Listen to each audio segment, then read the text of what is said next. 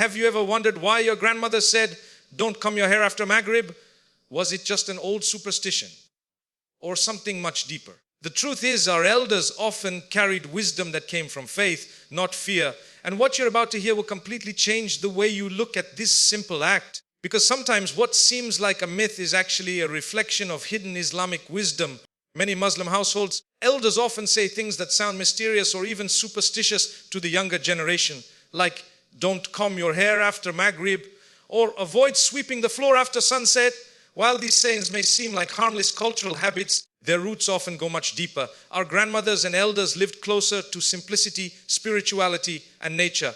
They observed life not only through logic, but also through faith, intuition, and experience. The saying, don't comb your hair after Maghrib, is one such example of cultural wisdom rooted in faith. It reflects a lifestyle that valued not just the physical act of grooming, but the spiritual timing and atmosphere around it. In Islam, Maghrib time, the period just after sunset, holds deep significance. It marks the transition from day to night, a time when the Prophet Muhammad taught us to increase our remembrance of Allah and to seek His protection. According to authentic hadiths, the Prophet said that when night falls after sunset, shaitan, devils and evil jinns spread out across the earth. He advised believers to bring their children inside, cover food and drink, and close doors while mentioning Allah's name.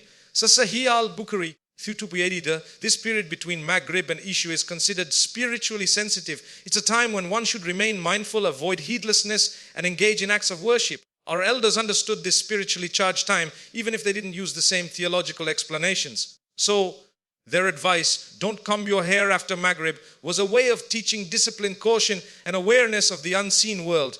They knew that nightfall brings with it unseen energies, and they wanted their families to remain in remembrance of Allah rather than engaging in unnecessary distractions. But their wisdom didn't stop at the spiritual. It also had practical value. In older times, homes were dimly lit with oil lamps or candles. Combing hair at night could easily lead to hair getting tangled, insects falling into it, or even accidental injury. It was also a way of promoting cleanliness and modesty.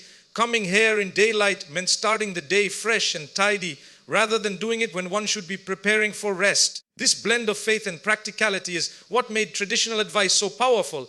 Elders didn't just follow religion mechanically, they infused their daily habits with a sense of reverence for time, action, and divine presence. What we often dismiss as old customs were actually rooted in a deep respect for Allah's timing and natural order.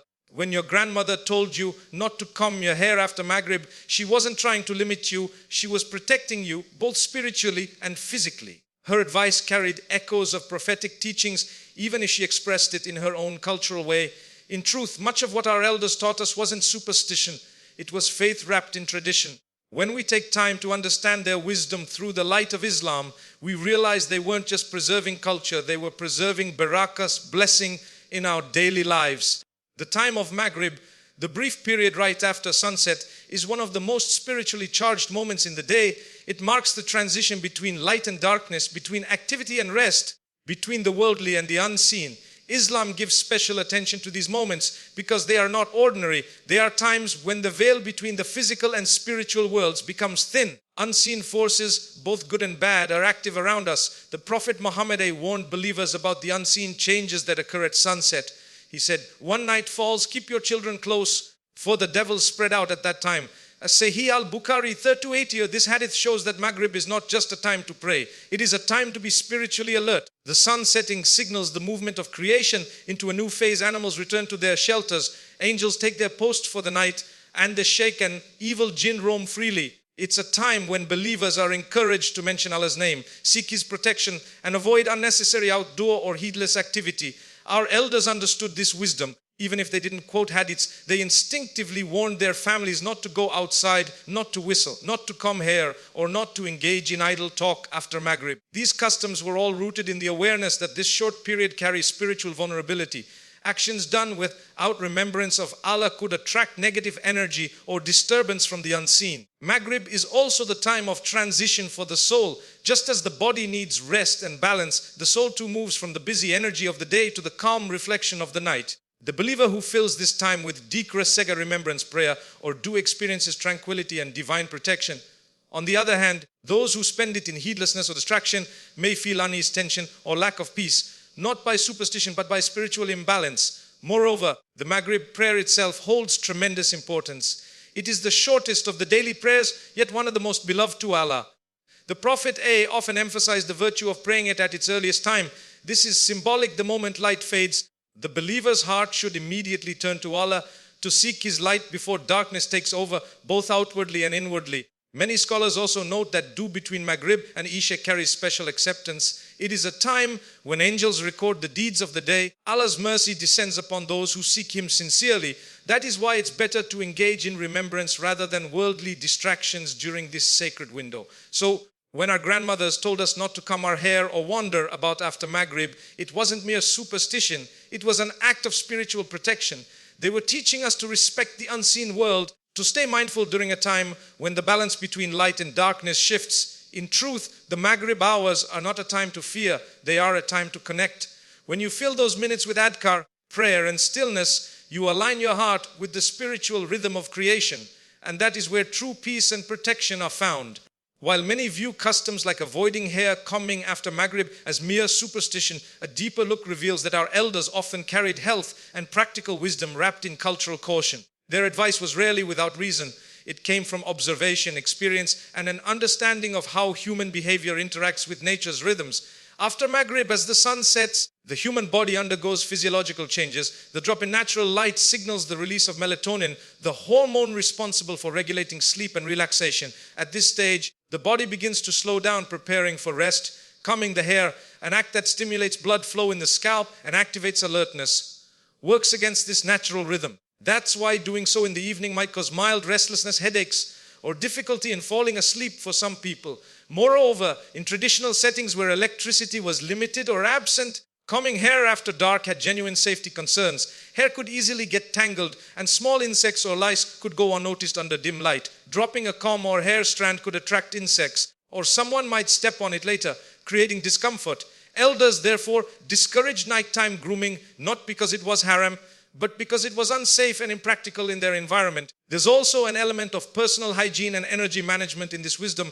Hair collects dust, pollen, and static during the day. Combing it late at night, when the body is tired, can spread this debris or even increase hair fall due to weak roots. Traditionally, women and men were advised to groom themselves in the morning or before Maghrib, aligning their habits with sunlight hours, which naturally supported healthier routines and better sleep cycles. On a symbolic level, hair represents personal energy and vitality. Many cultures, including Islamic traditions, have associated grooming with moments of clarity and presence, times when one's energy is strong and focused. Evening hours, especially after Maghrib, are seen as moments of spiritual transition when one should be winding down, engaging in dhikr or reflecting.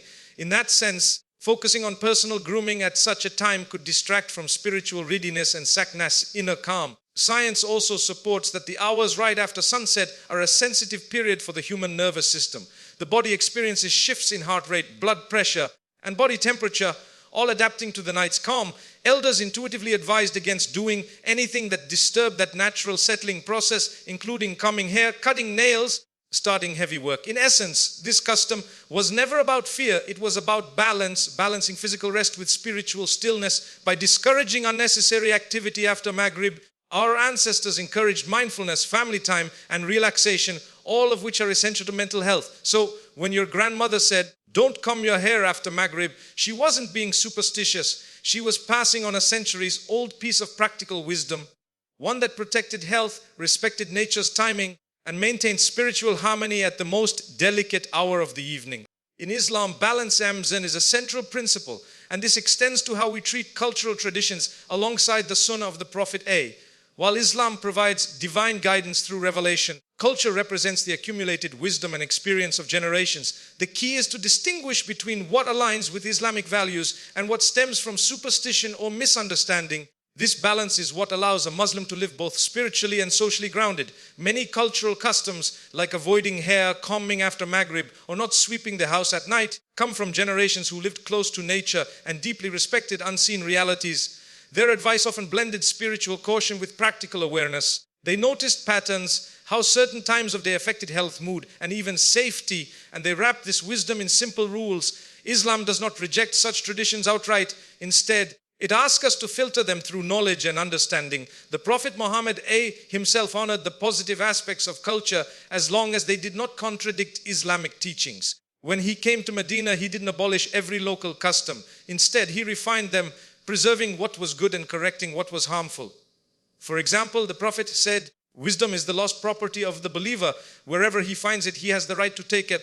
To Tirmidhi 266-87. This hadith beautifully summarizes Islam's approach. Culture can carry truth and benefit, but the believer must measure it against revelation. If a practice strengthens adab, discipline, or gratitude, it can be kept. But if it leads to fear, false beliefs, or actions without evidence, it should be gently set aside.